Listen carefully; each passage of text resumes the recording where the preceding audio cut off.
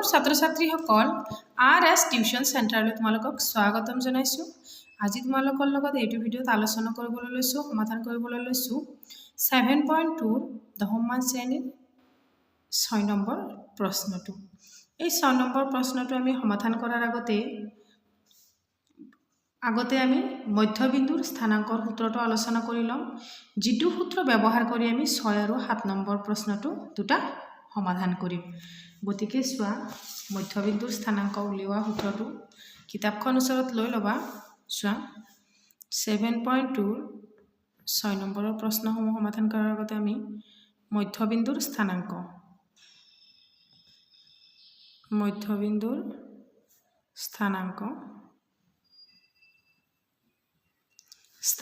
কেনেকৈ উলিয়াম। চোৱা, এইটো হৈছে ইয়াত A এটা বিন্দু আৰু B এটা বিন্দু, বুজি পাইছানে? A Bৰ সমান ভাগত ভাগ কৰা এইটো এটা হৈছে মধ্যবিন্দুত P এটা বিন্দু। এই P বিন্দুটোৱে AP আৰু APB সমান দুটা দূৰত্ব, ইহঁতৰ মাজৰ দূৰত্ব সমান হ'ব লাগিব। যদি ইহঁতৰ মাজৰ দূৰত্ব সমান হয় তেতিয়াহ'লে আমি ক'ব পাৰিম যে এইটো P বিন্দুটো ABৰ মধ্যবিন্দু স্থানাংক। বুজি পাইছানে? এতিয়া চোৱা, ইয়াতে ধৰি লোৱা, ইয়াতে A বিন্দুটো ধৰি লোৱা x1 y1, আকৌ B বিন্দুটো ধৰি লোৱা x2 y2, হয়নে? এতিয়া চোৱা, মধ্যবিন্দুৰ স্থানাংক উলিওৱা সূত্ৰটো একেবাৰেই সহজ, তোমালোকে কেৱল মনত ৰাখিলেই হৈ গ'ল।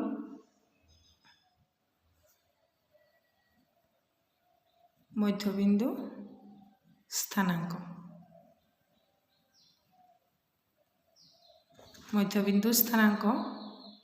Equal to x2 plus x1 by 2, y1 plus y2 plus y1 by 2। এতিয়া চোৱা, এইটোতো কিয় আহিছে? এই P বিন্দুটোৱে AB সমান দুটা ভাগত ভাগ কৰিছে, গতিকে এইটো এটা বিন্দু, এইটো হৈছে 1, এইটো 1:1, গতিকে 1 প্লাছ 1 ইকুৱেল টু 2, হয়নে? এই সূত্ৰটো তোমালোকে ধুনীয়াকৈ মনত ৰাখিবা।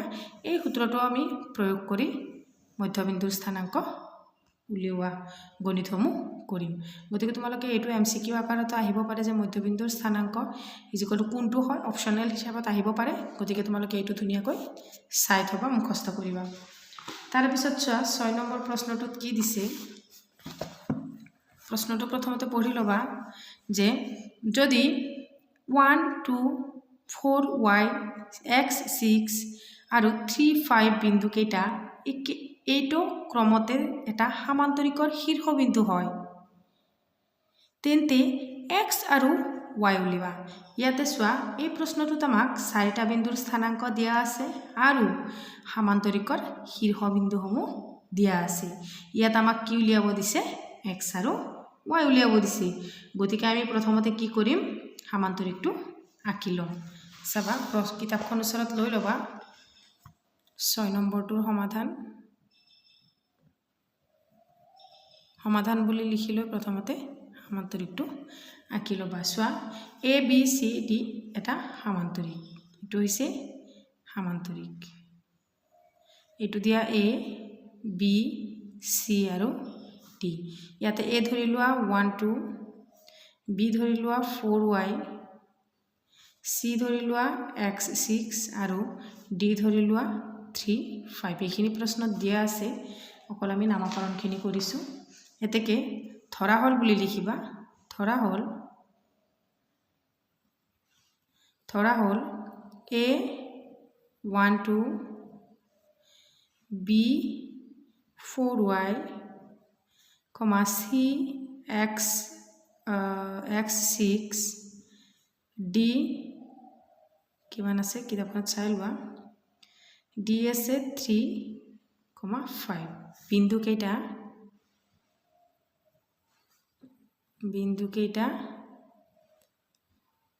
ABCDৰ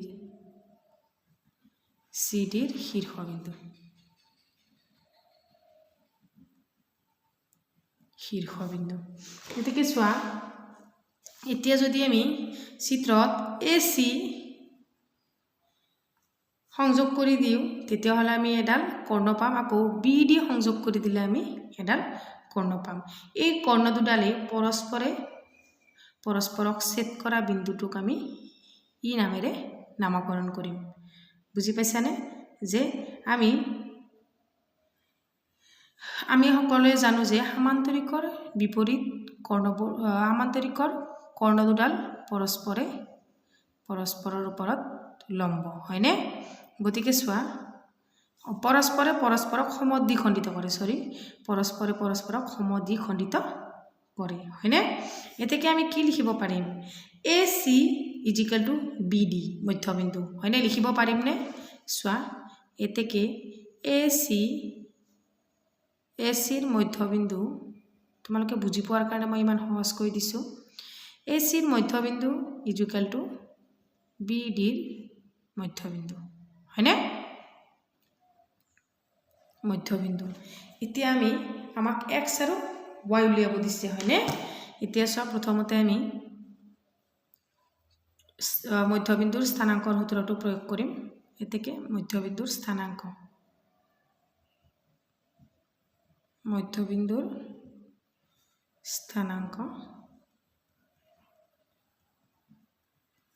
= আমি দুটাৰে উলিয়াব লাগিব AC মধ্যবিন্দু = BD মধ্যবিন্দু এই দুটা আমি সমান বুলি প্ৰমাণ কৰিব লাগে হয়নে এতিয়া চোৱা AC এৰ মান কিমান আছে 1 2 আকৌ C ৰ মান আছে x 6 আকৌ BD এইটো একেলগে BD B ৰ মান দিয়া আছে কিমান আমাৰ 4y আকৌ D ৰ মান দিয়া আছে আমাৰ 3 5 এতিয়া চোৱা এইটো x2 এইটো x1 এইটো x1 এইটো y2 এইটো y1 নহয় নে আমি বিভাজনৰ সূত্ৰ মতে কি পাইছিলো যে এতে লিখা x2 plus x1/2 y2 plus y1/2 আকৌ BD ৰ ক্ষেত্ৰতো x2 plus x1/2 y2 plus y1/2 এইটোৰ ক্ষেত্ৰত আমি এইটো ল'ব লাগিব আকৌ এইটোৰ ক্ষেত্ৰত এইটো ল'ব লাগিব হয়নে নহয় ইয়াতে BD ৰ মধ্যবিন্দু আৰু ইয়াতে AC ৰ মধ্যবিন্দু এতেকে মানখিনি ধুনিয়াকৈ বহাই দিয়া ইয়াতে চোৱা x2 ৰ মান কি আছে x প্লাস x1 ৰ মান আছে ইয়াতে 1/2 y2 ৰ মান কি দিয়া আছে 6 প্লাস y1 ৰ মান দিয়া আছে 2/2 হয়নে আকৌ ইয়াতে চোৱা x2 ৰ মান দিয়া আছে 3 প্লাস x1 ৰ মান দিয়া আছে 4 হয়নে চোৱা x2 ৰ মান দিয়া আছে কি 3 আৰু x1 ৰ মান দিয়া আছে 4/2 আকৌ y2 ৰ মান দিয়া আছে 5 প্লাস y1 ৰ মান দিয়া আছে y/2 ঠিক আছে এইখিনিলৈ ঠিক আছে তাৰ পিছত চাবা ইয়াতে আমি খালি জাগাৰ মানখিনি জাগাত বহাই দিছো হয়নে এতিয়া তোমালোকে প্লাস মাইনাস কিবা হয় নেকি কাটাকাটি যায় নেকি চোৱা ইয়াতে তো এনেকেই থাকিব x plus 1/2 2 plus 4 2 plus 6 = 8 আকৌ আমি 2 ৰে কেইবাৰ কাটিব পাৰো 4 বাৰ হয়নে = 7/2 এটো 5y plus y/2 এইখিনি ঠিকই আছে এতিয়া আমি কি কৰিব লাগিব x ৰ স্থানাঙ্ক তুলনা কৰিম হয়নে ইয়াতে x ৰ স্থানাঙ্ক x ৰ লগত তুলনা কৰিম আকৌ y ৰ স্থানাঙ্ক y ৰ লগত তুলনা কৰিম গতিকে এনেকে লিখিবা গতিকে একেবাৰে অলপ মনোযোগ দিলে পাৰিবা গতিকে x ৰ স্থানাঙ্ক এইটো আৰু এইটো লম আকৌ y স্থানাঙ্ক এইটো আৰু এইটো লম চাবা x plus 1/2 = কিমান হ'ব আমাৰ 7/2 আৰু y ৰ স্থানাঙ্ক হ'ব 4 = এইটো 4 হয়নে যেহেতু আমি y ৰ মান উলিয়াব লাগে গতিকে আমি y ৰ খিনি আগতে লিখিম 5 plus y/2 = 4 ঠিক আছে এতিয়া বজ্ৰ পূৰণ কৰি দিয়া 2 * x 2 twice x plus 2 into 1 2 is equal to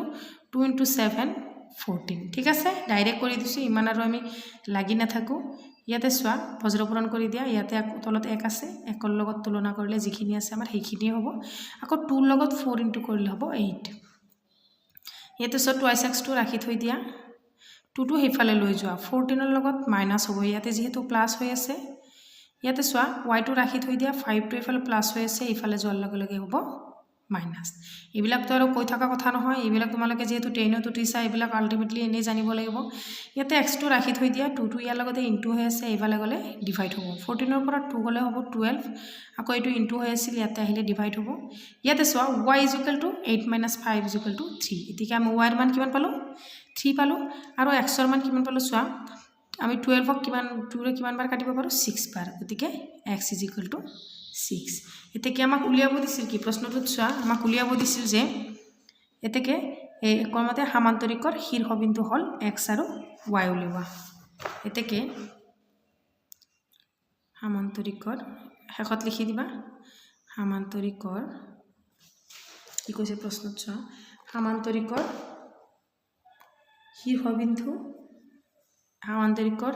শীৰ্ষবিন্দু হয় xy ঠিক সামান্তৰিকৰ x = 6 আৰু y = 3 এইটোই হ'ব আমাৰ आंसर যদি বুজি পাত কিবা অসুবিধা হৈছে মোক কমেন্ট কৰিবা তাৰে পিছৰ প্ৰশ্নটো সোয়া 7 নম্বৰ প্ৰশ্নটো সোয়া এটা বৃত্তৰ এডাল বেহ AB আৰু A বিন্দুটোৰ স্থানাঙ্ক নিৰ্ণয় কৰা যেতিয়া বৃত্তটোৰ কেন্দ্ৰ 2 - 3 আৰু B বিন্দুৰ স্থানাঙ্ক 1 4 ইয়াতে কি বুলি কৈছে সোয়া কেন্দ্ৰটোৰ স্থানাঙ্ক দিয়া আছে আৰু B বিন্দুৰ স্থানাঙ্ক দিয়া আছে ইয়াতে আমাক A বিন্দুৰ স্থানাঙ্ক নিৰ্ণয় কৰিব দিছে গতিকে প্ৰথমতে আমি চিত্ৰটো আঁকি লম কিতাপখন তোমালোকৰ ওচৰত লৈ লবা প্ৰথমতে আমি বৃত্তটো আঁকি লম 7.2 ৰ 7 নম্বৰ প্ৰশ্নটো সমাধান কৰি লিখি লবা সো প্ৰথমতে বৃত্তটো আঁকি লবা এইটো এটা বৃত্ত ইয়াত আমাক এটা বৃত্তৰ কথা কোৱা হৈছে এইটো এটা বৃত্ত ইয়াক AB এডাল বেহ বুলি কোৱা হৈছে ইয়াত এটো O হৈছে কেন্দ্ৰ হয়নে ইয়াত কেন্দ্ৰৰ স্থানাঙ্ক দিয়া আছে কিমান 2 3 আকৌ B বিন্দুৰ স্থানাঙ্ক দিয়া আছে 1 4 হয়নে এতিয়া আমাক ইয়াত A বিন্দুৰ স্থানাঙ্ক নিৰ্ণয় কৰিব দিছে যেহেতু আমাক A বিন্দুৰ স্থানাঙ্ক আমি নাজানো গতিকে ইয়াৰ স্থানাঙ্ক আমি ধৰি লম x y ইয়াত আমি মধ্যবিন্দুৰ সূত্ৰটো প্ৰয়োগ কৰি A বিন্দুৰ স্থানাঙ্ক উলিয়াব পাৰিম ইয়াত AB বেহ হয় যদি 0 O যদি কেন্দ্ৰ হয় AB বেহ হ'ব যদি O কেন্দ্ৰ হয় আমি জানো যে কেন্দ্ৰ বেহৰ মধ্যবিন্দু এই কেন্দ্ৰটো এই বেহডালৰ মধ্যবিন্দু ইয়াত O টো মধ্যবিন্দু আৰু এই মধ্যবিন্দুৰ সূত্ৰটো প্ৰয়োগ কৰি আমি এৰ স্থানাঙ্কটো উলিয়াব পাৰিম প্ৰথমতে লিখি লম সোয়া প্ৰথমতে লিখি লবা ধৰা হল A বিন্দুৰ স্থানাঙ্ক A বিন্দুৰ স্থানাঙ্ক আমি ধৰি লৈছো xy A বিন্দুৰ স্থানাঙ্ক x, y এতেকে O বিন্দুৰ স্থানাঙ্ক 2 - 3 বিন্দুটো A x, y A বিন্দুৰ স্থানাঙ্ক আৰু B বিন্দুৰ স্থানাঙ্ক 1 4 4 ৰ মধ্যবিন্দু হয়নে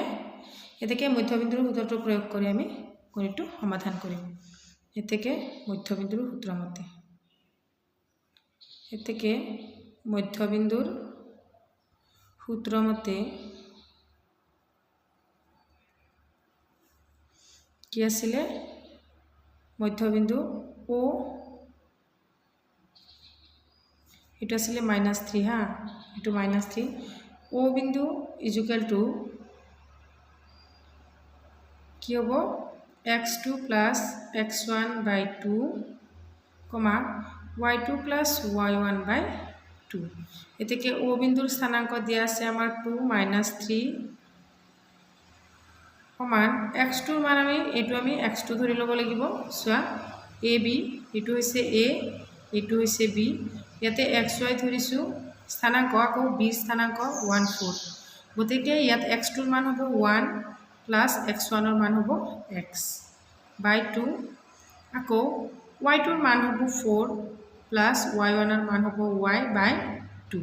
ঠিক আছে এইখিনি বুজি পাইছা এতিয়া আমি কি কৰিম এতিয়া আমি x অক্ষৰ লগত x অক্ষৰ মান উলিয়াম আৰু y অক্ষৰ মান উলিয়াম কিয়নো আমাৰ x আৰু y ৰ মান উলিয়াব দিছে গতিকে সোৱা গতিকে 1 plus x by 2 is equal to হ'ব আমাৰ 2 আৰু 4 plus y by 2 is equal to কিমান হ'ব -3 হয়নে এতিয়া সোৱা বজ্ৰপূৰণ কৰি দিয়া এটো তলত এটা 1 আছে 1 ৰ লগত 1 plus x হ'ব ইয়াতে 2 into 2 4 আকৌ 4 ৰ লগত 1 এটা এটোৰ লগত সমীকৰণটোৰ লগত 1 এটা ইনটু হলে হ'ব 4 plus y is equal to 2 into -3 -6 এতিয়া 1 টো হেফালে লৈ যোৱা x টো ৰাখি থোৱা যেহেতু আমাক x ৰ মান উলিয়াব দিছে ইয়াতে 1 টো প্লাস হৈ আছে হেফালে আহিলে মাইনাস হৈ যাব ইয়াতো ঠিক হেনেকৈ y টো ৰাখি থৈ দিয়া 4 টো হেফালে লৈ যোৱা 4 হেফালে প্লাস হৈ আছে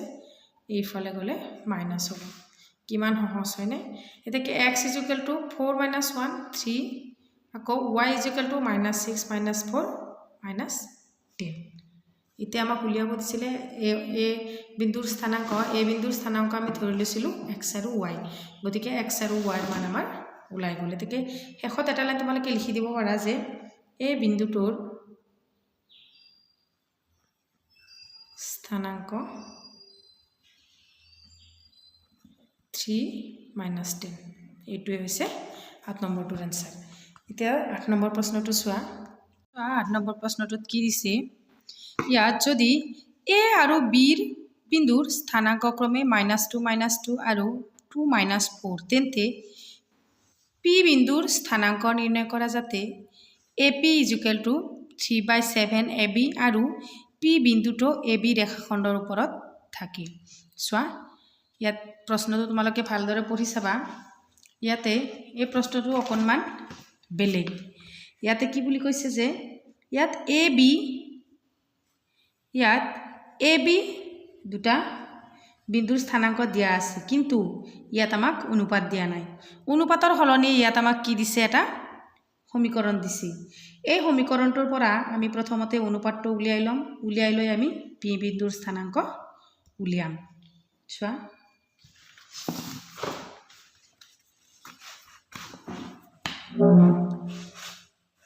7.2 8 নম্বৰ প্ৰশ্নটো প্ৰথমতে সমাধান বুলি লিখি লবা সমাধান দিয়া আছে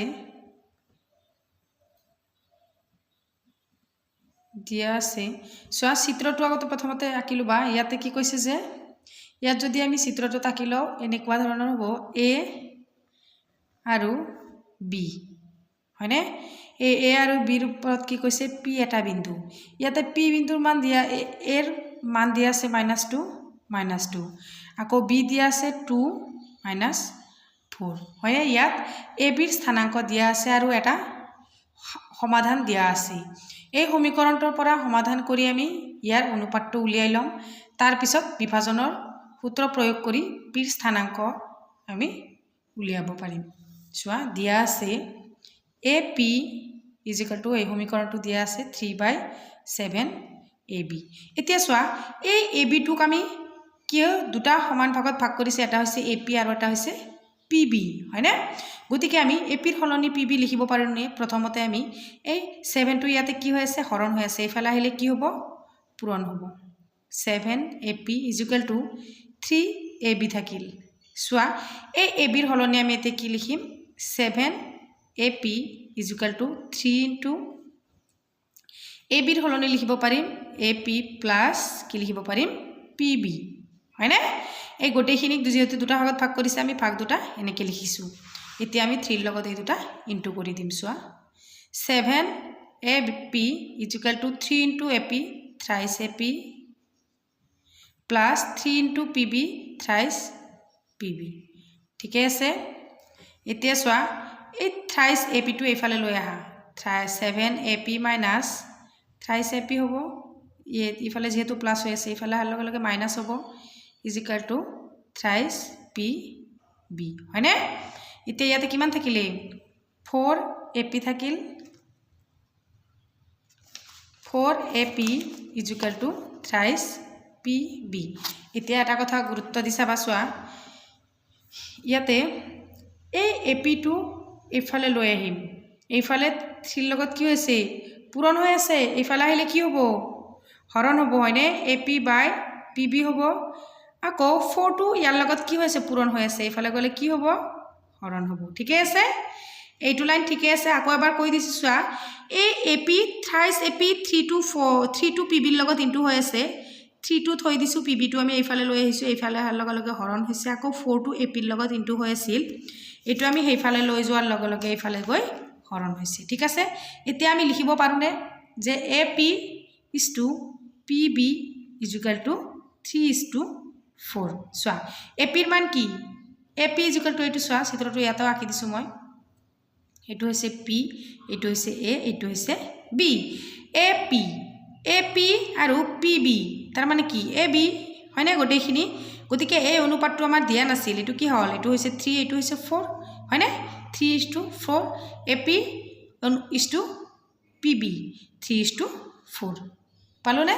যেহেতু আমি সমীকৰণটো পৰা প্ৰথমতে অনুপাতটো উলিয়াই ল'ম তাৰপিছত আমি কি কৰিম স্থানাংক উলিয়াম হয়নে যেহেতু আমাৰ অনুপাতটো ওলাল এতেকে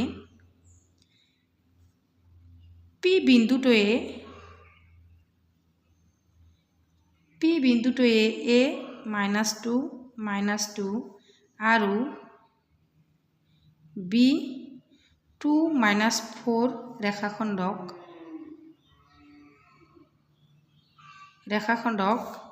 3:4 অনুপাতত ভাগ কৰে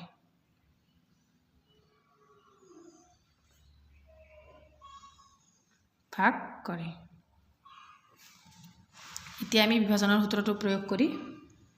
স্থানাংকটো উলিয়াম এতেকে বিভাজন পিৰ স্থানাংক বুলি লিখিলেও হ'ব বিকেটত লিখি থৈ দিব পাৰা যে বিভাজনৰ সূত্ৰ প্ৰয়োগ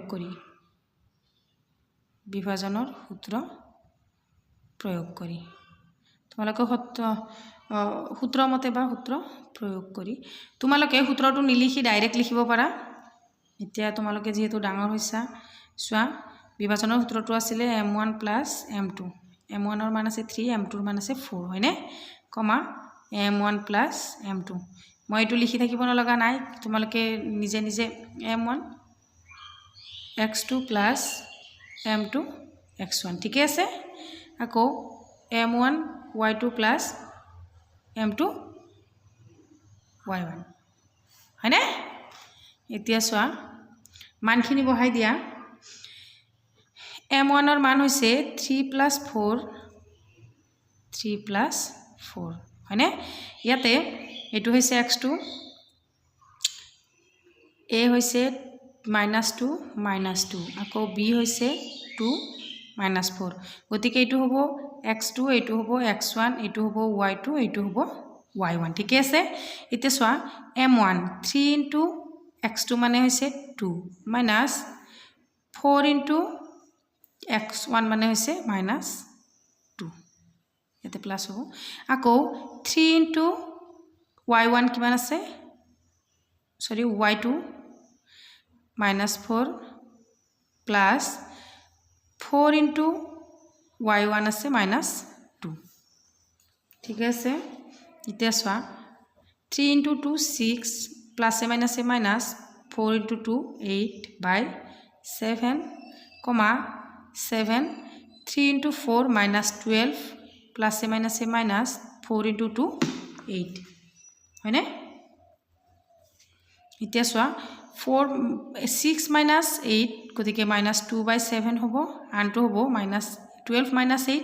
-20/7 গতিকে যেহেতু আমাক কাটাকাটি নাযায় গতিকে এইটোৱে হ'ব আমাৰ এনসাৰ মৰমৰ ছাত্ৰ ছাত্ৰীসকল তোমালোকে ভিডিওটা চাই কেনেকুৱা পাইছা কমেন্ট সেকশনত জনাবা যদি চেনেলটো এতিয়াও সাবস্ক্ৰাইব কৰা নাই তেতিয়াহলে সাবস্ক্ৰাইব কৰি লোৱা আৰু যিমান পাৰা ভিডিওবোৰ শেয়াৰ কৰা থ্যাংক ইউ ফৰ ওয়াচ